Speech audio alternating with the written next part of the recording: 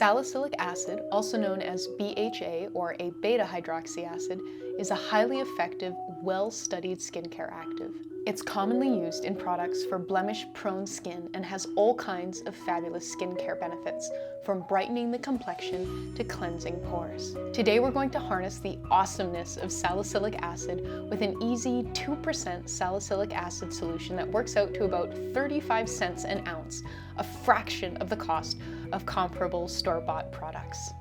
Hey bees, I'm Marie from Humble Bee and Me, and today's formulation is sponsored by Essential Wholesale. Essential Wholesale is a premium ingredient supplier located in the Pacific Northwest of the USA.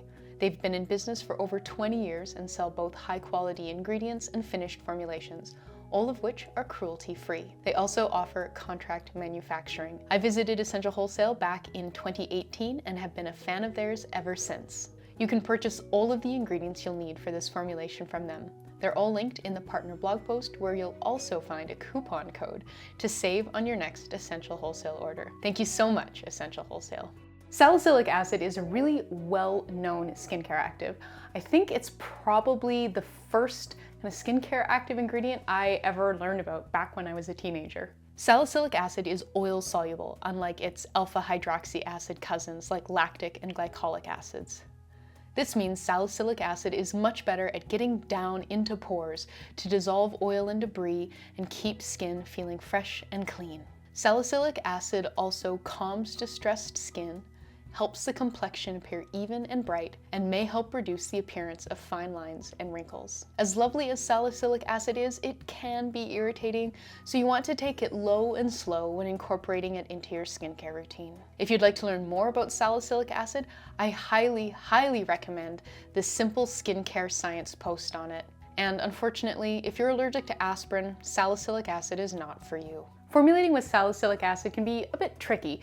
It's pretty persnickety about what it dissolves in and really causes the pH of hydrous formulations to drop. Don't worry though, I have addressed all of these challenges in this formulation. We're going to make a 100 gram or roughly 3.5 ounce batch today, which will give us plenty of product to work with as we are testing and adjusting the pH. As always, this video has an extended partner blog post that contains a lot more information about the formulation, links to buy all of the ingredients, information on substitutions, scaling, shelf life, heaps more. You'll find it linked in the description box below this video. We'll kick things off by getting the salicylic acid dissolving. So weigh out 2 grams of salicylic acid, our star ingredient.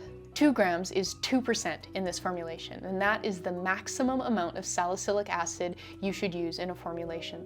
If you've got sensitive skin or you're new to using salicylic acid in your skincare routine, you could reduce the concentration, having both the salicylic acid and the propylene glycol and increasing the distilled water in the formulation to keep the formulation balanced. Up next, you'll need 45 grams of propylene glycol, and this is the solvent for the salicylic acid. If you'd like a natural alternative to propylene glycol, you can easily use propanediol 1,3 instead. For more details and alternatives, please make sure you're reading the free partner blog post linked in the description box below this video.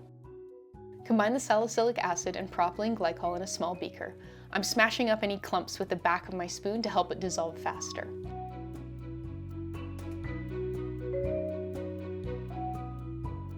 Stir to combine, cover, and set aside.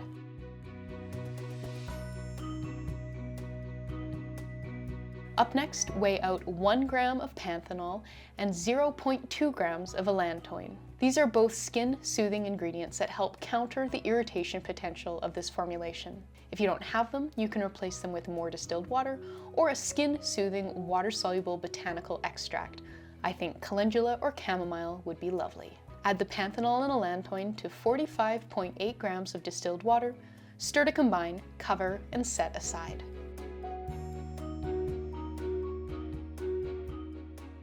Once the salicylic acid has fully dissolved in the propylene glycol and you can't see any lingering white bits, we're ready to proceed. This usually takes less than half an hour, but could take longer if your salicylic acid is clumped up a bit. The bulk of the powder will dissolve in moments, while the little lumps will take a lot longer, so it's definitely worth it to smash up as many lumps and clumps as you can as you're stirring the two together.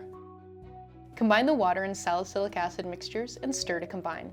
Don't worry if there's still some sediment in the water mixture, it'll dissolve as we carry on.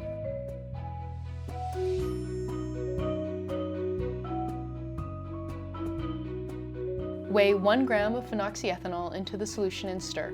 This is our preservative. And lastly, weigh in 5 grams of a fresh 10% sodium hydroxide solution. I made mine just yesterday. This sodium hydroxide solution kickstarts the raising of the pH, but will definitely still need more.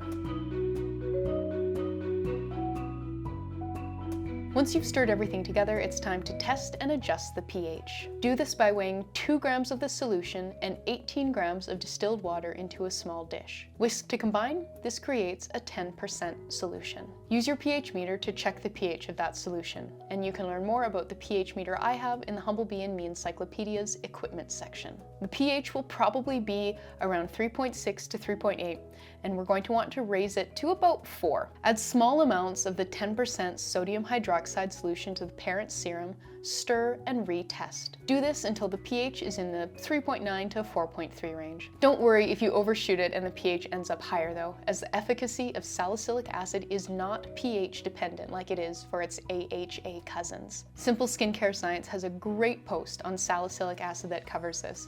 One of the studies they reference found that salicylic acid is still effective at a pH of 6.5, while being less irritating than a comparable solution with a pH of 3.12. Our formulation has a much higher pH than 3.12, but if you have quite sensitive skin, you might consider aiming for a final pH around 5 to further lower the irritation potential of the product.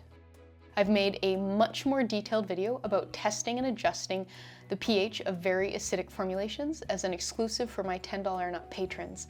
So if you would like to check that out, please consider becoming a patron. Once the pH is where it needs to be, package up the solution. I'm using some 30 milliliter or 1 fluid ounce bottles fitted with orifice reducers. Another good option would be a bottle with a dropper top.